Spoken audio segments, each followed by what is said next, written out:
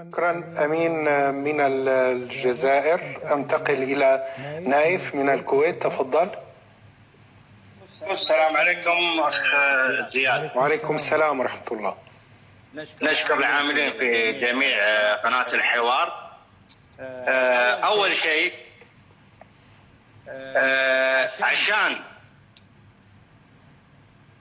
القضية الفلسطينية وقضايا في الشرق الأوسط ما يصير احنا كشعوب عربية نقبل بالظلم إذا ما ننتفض مرة واحدة. مطالبتنا بدستور أمريكي، بدستور بريطاني، حتى نقدر نعبر عن رأينا. وكل منشوراتي أخ زياد أنا دزيت على الواتساب حق أخ صالح، قلت إحنا كمواطنين عرب الحين مهجرين إلى أوروبا إلى أمريكا وتستغلنا.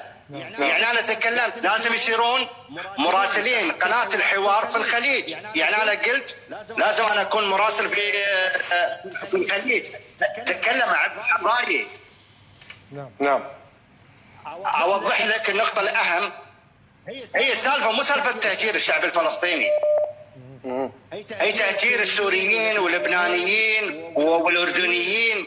فإحنا لازم يكون مطالبنا دستور أمريكي، دستور بريطاني، عشان نقدر نتحرك. شوف أوكرانيا شلون دعموها عشان عندها دستور.